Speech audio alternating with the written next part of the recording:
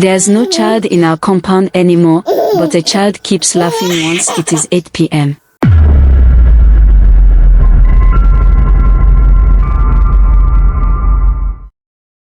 My name is Chika, and I lived in the same compound with Amora and her husband, Mr. Dan. I saw everything that happened with my own eyes. Sometimes I wish I never did, because this story still follows me at night. Amora was a quiet woman. A simple woman. Always smiling, always greeting everyone. She had just given birth to a baby boy. A very cute baby with big bright eyes. But the joy in her home did not last. Mr. Dan did not care about Amora or the baby. Instead, he was always with Tenny, his mistress. Tenny was bold, flashy, and proud. She walked around like she owned the whole street. Every day, we would see her red car parked outside the compound while Amora stayed inside, crying softly. As weeks passed, Amora's face changed. She became thinner. Her eyes sank. She no longer looked like herself. She complained that Mr. Dan refused to help her with the baby. Sometimes the baby would be crying, and he would step over the cot like it was nothing. One day, something terrible happened. Something that broke Amora completely. Amora left the baby inside while she rushed outside to wash her hands. It was just for a moment. But in that moment, the baby stopped moving. She ran back inside and found him cold. Lifeless. Gone. I will never forget her scream that day. We later found out that the baby had struggled to breathe for a while, and Mr. Dan ignored him. He heard the baby crying and did nothing. His nonchalant behavior cost Amora her child. After that, Amora was never the same. She walked around like a shadow. She stopped talking. She stopped smiling. She stopped living. One early morning, she quietly packed her things.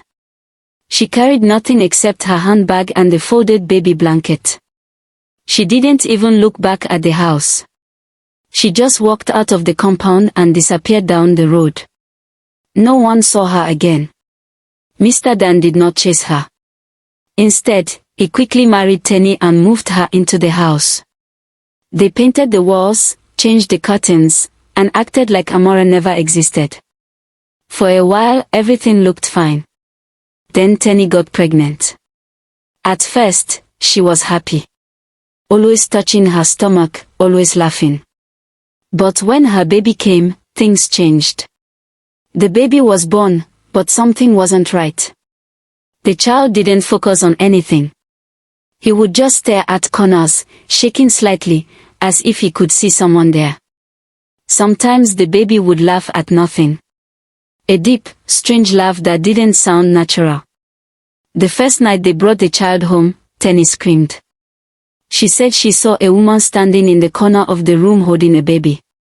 But when Mr. Dan rushed in, nobody was there. After that night, strange things kept happening. The rocking chair in their room would move on its own. Tiny handprints kept showing on mirrors. Child footprints appeared on the floor even when the baby was asleep. Every night at exactly 8 p.m., a baby would start laughing loudly in the compound, but when we checked, Tenny's child would be fast asleep.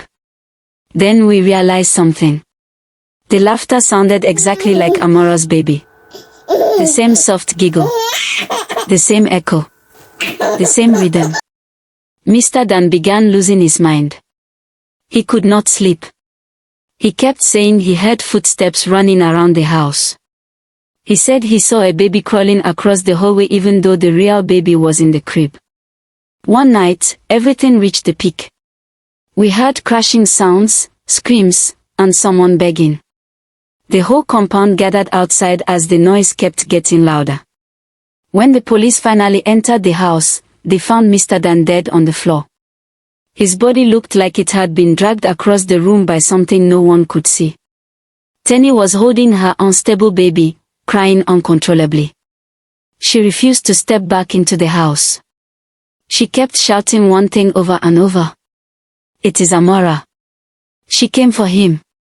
I saw her. She took her baby." She took her baby. After that day, the apartment stayed empty. No one lives there now. But every night, at exactly 8 p.m., we still hear soft baby laughter coming from inside. And sometimes, if you stand close to the window, you will hear a woman humming a lullaby. The same lullaby Amara used to sing.